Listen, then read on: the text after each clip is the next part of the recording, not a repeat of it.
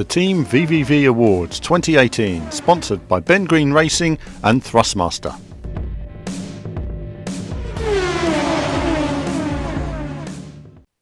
Hello viewers and welcome to another podcast for the Team VVV Awards 2018, and we're down to our last two award categories this week, of course, and this is the last of the sort of categories before we get to the main event, the Racing Game of the Year award. But today it's Best Off-Road Game, and before we discuss that, I'm joined by Martin.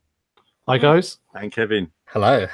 Okay guys, so today Best Off-Road Game. Let's talk about the nominations. We've got MXGP3, WRC7, Baja Edge of Control and Dirt 4. So these are the four games competing this year. I guess first we have to talk a bit about MXGP3. MXGP3 was a big surprise earlier this year. They refined the deformation of the ground, the handling, the look, the physics, the feel. Big steps forward from Milestone in terms of developing this. Kevin, is it the best off-road game of the year? Let's talk a bit about MXGP3. Your thoughts? Yeah, like you say, it was a massive surprise when seeing it visually and just how sort of they captured the deformation and the crowds, the life. There's so much going on. There's flares going on in the background. There's tons of trackside detail. It did have that really sort of lively feeling about the environments. That was probably one of the biggest standouts when I first saw it. And of course, the graphics as well massively improved when we saw the wet weather stuff, how dark and moody the lighting was. It really captured that sort of grittiness, didn't it? And that sort of dampness in the air. You can almost smell it, couldn't you, when you saw it? It was so good. So it was a massive step up from 2. 2 was okay, but we felt that it made a step backwards, didn't we, in terms of ground deformation? And the original was it better, wasn't it, Martin, in terms of ground deformation? Yeah, it was surprising. It was a massive step backwards, the second one, which was odd because obviously it was the first current generation game in the series as well. So it was a surprising step backwards. But yeah, perhaps that was why it was a step backwards, because it was, like you say, the first game on the new generation. But MXGP3 sort of rectified that, didn't it? And we got better ground deformation than ever before, which truly did make an impact on the gameplay and on the handling of the bikes. You really had to avoid some of these ruts that built up, massive sort of dirt walls that you had to avoid in some instances to really get around the track as quickly as possible. So it really did introduce a new element to the gameplay, which really gave it a lot more depth than the number 2 did. Yeah, I think it's fair to say it was a generational leap over MXGP2. We said it before, but the move to Unreal Engine 4 really did transform the game, and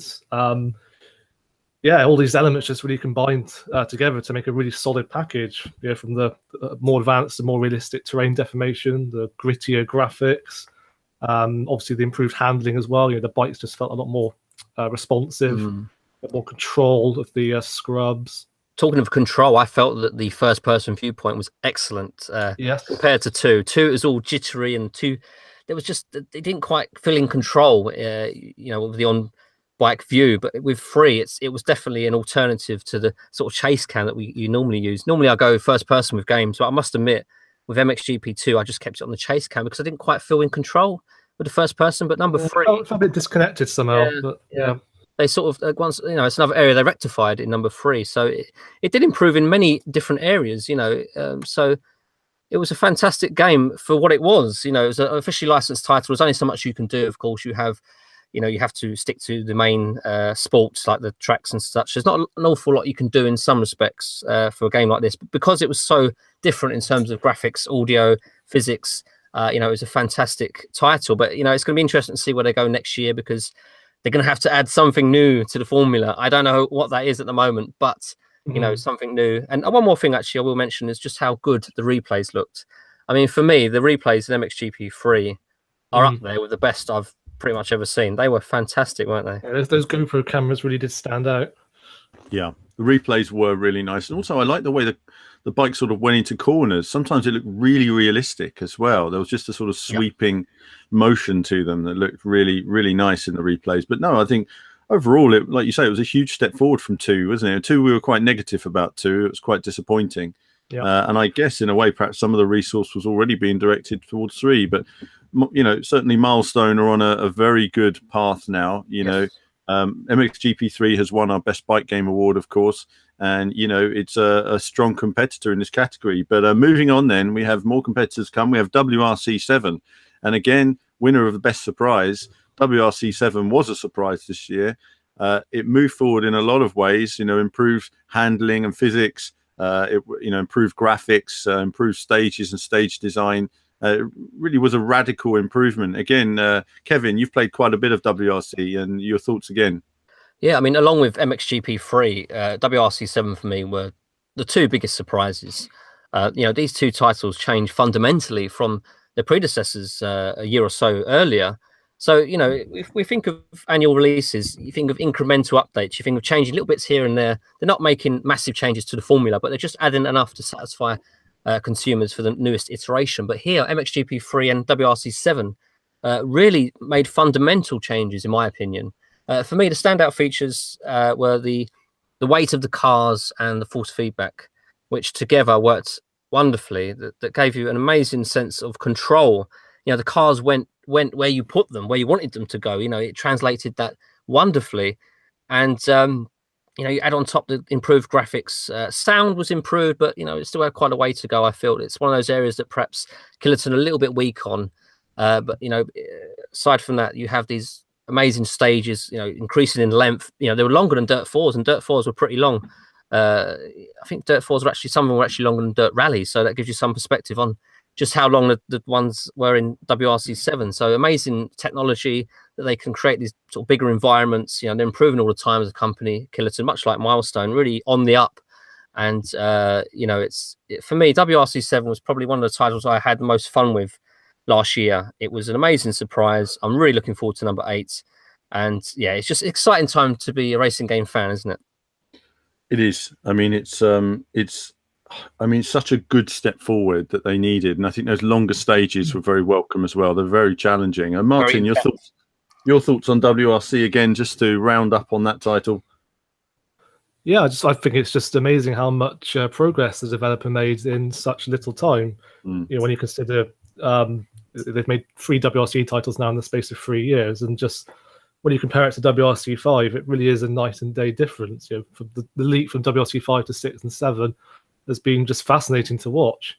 Like Kevin said, they really concentrated on ramping up the realism. I think that was such a key focus in this title, and I think Killerton have proven themselves to be a force to be reckoned with in the industry at the moment, in the racing game genre. It just really captured the intensity of rallying so very well. It's definitely one of the most intense rally games I've played in quite a long time, to be honest. When you combine the more realistic car handling, the narrower stages, and the epic stages as well that can take up to 15 minutes to complete sometimes, it all adds up to make a very solid rally package, and one of the more intense racing games we've played in quite a long time. And of course, we've now seen that intensity applied to TTL of Man this year as well. So, and actually, it's actually increased in intensity. I know. We didn't think it could get much more intense than WRC7. If you're going to have a game that would capture it, it would be TT, wouldn't it? It's the most dangerous sport in the world, and they've just done a remarkable job of that. But it's one of those games that's you just cannot relax for a moment, much like WRC7. They have that now down now. So I want to see what they can do in the future with titles that they're going to come up with. If they can keep that same intensity, it's going to be amazing. Yeah, they keep the momentum going. It's definitely a series to watch out for, I think. Absolutely. Well, either way, great improvement there. And then moving on, we have Baja HD Edge of Control. Now, on paper, Baja HD is a real contender. It has all the elements there. And an HD remake, if done correctly, could have been a real winner in this category. It's nominated, but I wouldn't say it's necessarily on the same level competing with the others. But your thoughts on it, Kevin? Yeah, so this was a strange one because this came out of nowhere. And, as far as HD remasters go, it's pretty bare bones. As far as I could tell, the only difference was the textures, which is always going to be the case with a HD remaster, but also the frame rate as well. Technically, it ran very smooth. If you've been on the PS3 version, particularly. Oh, that was shocking.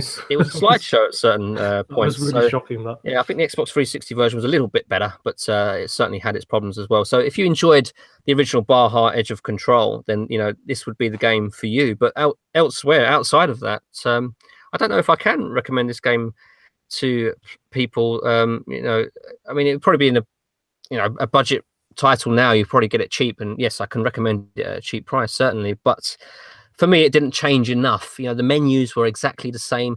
I believe the text font was the same, the sound effects. I mean, in the menus, sometimes you didn't actually get sound effects in the original, and you didn't get it here either. So it's like a copy and paste job, albeit with increased textures and technically, you know, smoother. So they could have done a lot more, I feel, with Baja Edge of Control HD. So in that respect, it was a disappointment. But having said that, it's still a fun game to play. You can play it with a wheel, but it doesn't have very good force feedback, to say the least. Well, it actually has zero force feedback. Occasionally, it sort of kicks in and does something. I think it's when you get damage, it sort of tries to simulate having damage, like suspension or shocks, as they call it. So if you've got suspension damage on your left side, I think it sort of tugs to the left. So there is something going on with it, but there's no actual force feedback to feel the bumps, which is a great shame. But, you know, it's there for a bit of fun, and we included it because, we recognise that, you know, it's an okay title. I guess there wasn't a lot of off-road games. Perhaps if there was, maybe this title wouldn't be on here. Is it fair in a way to compare it to the other titles? Because obviously the developer wouldn't have as many resources as some of the competitors on this list as well. So I think we should probably point that out. Yeah, it is one of those. It's a strange one, isn't it? But we thought we'd include it anyway because it is an off-road game that's quite a fun title. Yeah, Martin highlights a good point there, and the fact, you know, this isn't necessarily from a big studio, and resources are sometimes limited. Endurance races as well that take. I just remembered, doesn't have endurance races that take like up to 2 hours in this game as well. Yes, you have these extreme events. There's quite a lot of actually of events in this game. You have like the traditional Baja stuff. You have the endurance stuff, like you say. You've got hill climb stuff as well, where you can climb these incredible, massively steep mountains, basically. And you know, it does have a nice variety. But I feel that with the career mode, it's getting past that first hour or so. Those first two disciplines, the first two car categories that are very slow, so you really have to persevere with the games. So it's I can see a lot of people playing this game. Yeah, a lot of people are probably going to play it and they're going to give up after about half an hour because it's going to be too dull. But if you do get past that, there is a satisfying game. I always hate it as well when they call a remaster an HD remake, because it wasn't the original game in HD. Yeah, it would have been what, 720p. So it wouldn't have been full HD, but it would have been HD. Yeah, just a small bugbear of mine. Absolutely, it's all in the details, Martin. You know, for me, it's all about frame rate, isn't it? Frame rate. So moving on then to Dirt 4. Dirt 4 on paper should be, you know, far and away the best game in this category. You know, it should have Dirt Rally was our winner of our Racing Game of the Year award last year. It should have Dirt Rally rallies combined with the events that made Dirt 3 so amazing. And Dirt 3 is one of my all-time favorite sort of off-road rally action games. I thoroughly enjoyed Dirt 3. So I was really looking forward to Dirt 4. It sort of came out relatively quickly from its announcement. I suppose initial thoughts, Martin. Tell me some of your initial thoughts on Dirt 4. I think it's fair to say it didn't live up to the standards set by Dirt Rally. That was a landmark title really in bringing hardcore simulation rallying to especially to consoles as well. I think the head was in the right place because, you know, Dirt Rally, it's not an accessible title. It's not for everyone. So I think Dirt 4 being a numbered entry in the franchise was aimed at a wider audience. Hence why they added the two distinctive handling models for gamer and simulation. But it just wasn't quite the sum of its parts somehow. I think the big mistake was the track generator. Obviously, we've complained a lot about the lack of stages the lack of locations and stages in Dirt Rally. So obviously, the solution here was to make infinite possibilities with the track generator. But the designs, the resulting tracks it generated really left a lot to be desired. You know, you've got these very flat surfaces, a lot of duplicate sections. Personally, I'd prefer just to have more real-world licensed stages, like in Dirt Rally, but there we go. And of course, the irony too was that it had actually less locations than Dirt Rally, so they kind of shot themselves in the foot a bit there. So yeah, for me, a disappointing title all in all, but it still has its good points. You know, it's still a very fun rally game. It just doesn't have the depth that Dirt Rally had, unfortunately, or the longevity. It seems, I mean, in a way, I suppose, you know, it had the arcade handling and the sim handling model in it. and it's almost like they were pitching it somewhere between two audiences. I think it lost its identity, basically, is what I'm trying to say. Yeah. It was certainly something that was struggling for that identity, wasn't it, throughout? I think Dirt Rally had been so successful that they almost wanted to get more Dirt Rally out there, but then it doesn't fit into Dirt because that's meant to be a different brand. Yeah. And you almost got a bit of brand confusion between the two titles there. I mean, Kevin, your thoughts on Dirt 4? Yeah, Dirt 4, it angered a lot of people, didn't it? Because I mean, Codemasters came out before launch and said that they would have, like say, this game run simulation handling, but they said the simulation handling would be an improved version of Dirt Rally. So naturally, we thought, okay, we're going to get, in some respects, a sequel to Dirt Rally here. And of course, when the game launched, it didn't quite have the depth in the handling model, so it disappointed a lot of people.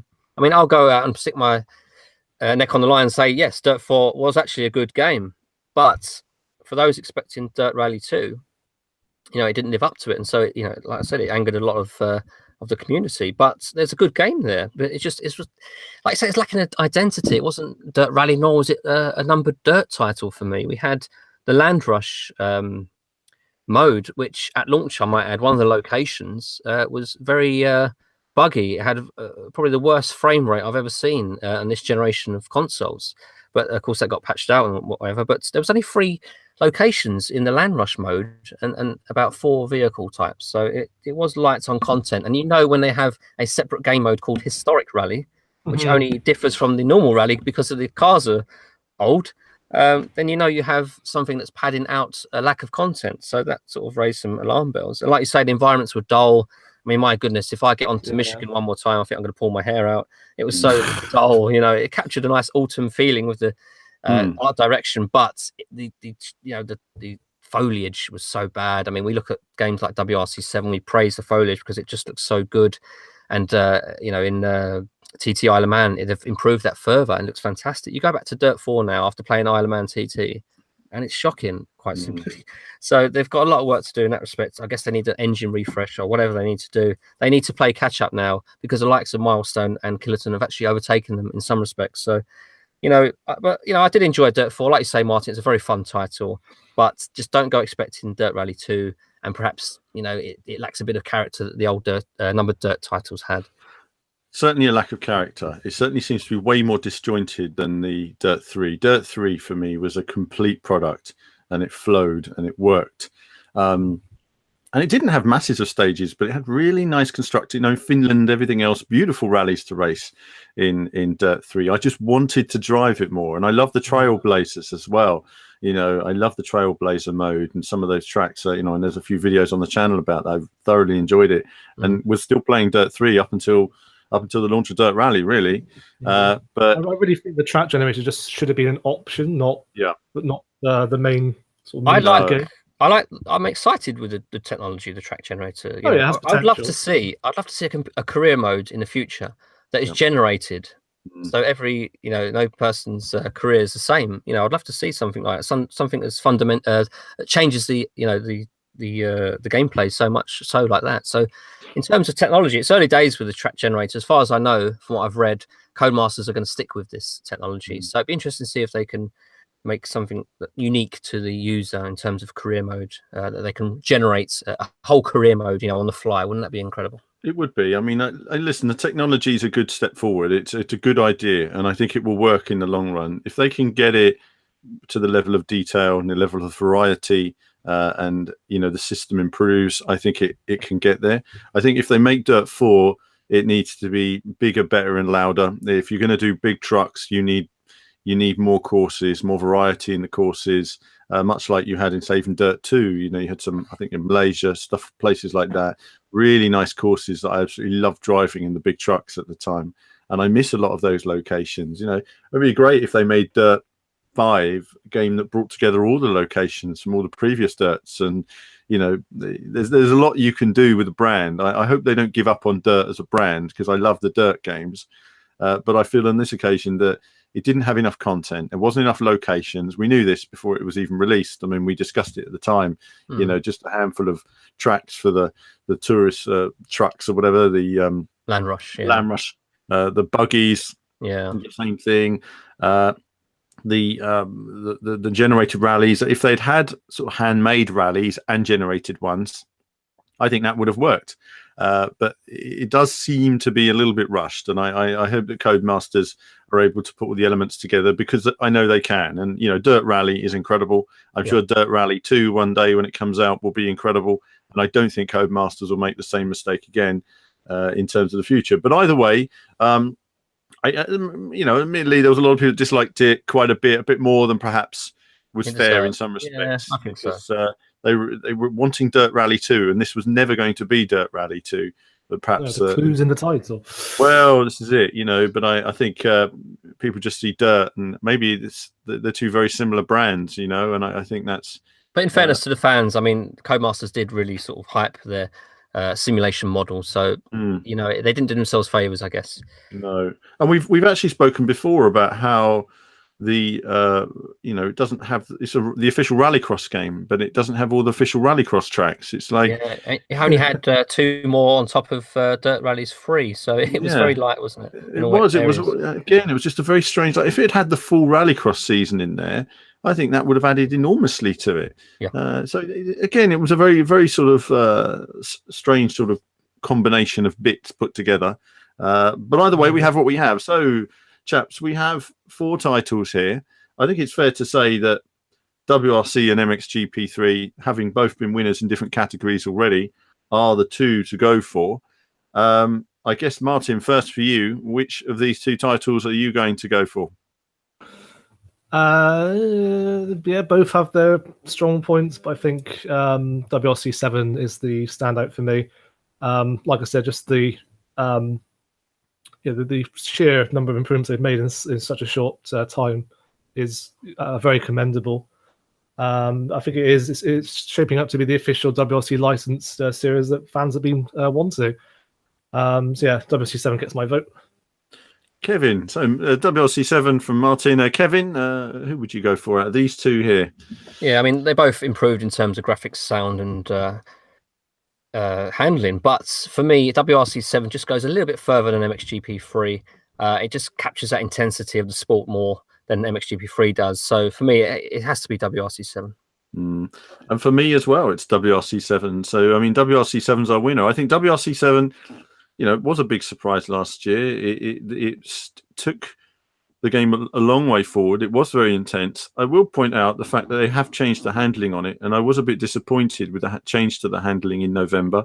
I really do hope that the developers go back on that when they go to their next rally game. And, I would say that for me, that sort of made me wobble on my thinking and decision on the game. But I've had so much enjoyment on it, so much enjoyment on these great stages that I think, it's always difficulty finding a balance when you're doing an official rally game. You're restricted to the real rules and the real locations. And, in terms of handling as well, you've got to find a sweet spot that's simulation, but, approachable. On the subject of that, they actually made a comment that they had to increase the braking distances because they thought that if they went with the braking distances the real cars had, people would think it was unrealistic, which I thought was a very interesting comment. That is interesting, isn't it? I mean, that's the thing, again, we've talked about, even in the handling, where a lot of games make driving more difficult than it is in the real cars. And then you drive the real cars and think, actually, it's not as difficult as it might seem, because you don't crash the real car all the time. You feel quite in control. And it was the same with the rallying, really. I mean, I've crashed in Dirt Rally an awful lot more than I would have in a real car, I reckon. So even when going quite slowly. So there is always that to it. But WRC, like you say, combined the intensity, the stage design, a lot of elements. And I think it was, besides being a surprise, it was the off-road game I think we've all enjoyed the most this year. And so that's it for this podcast. Congratulations to WRC 7 on winning the Best Off-Road Game 2018. And that's it for all these subcategories in the VVV Awards this year. The next one will be the big one, Racing Game of the Year. Do tune in for that. But that's it from me and the guys for now. And there'll be more from us very soon. The Team VVV Awards 2018, sponsored by Ben Green Racing and Thrustmaster.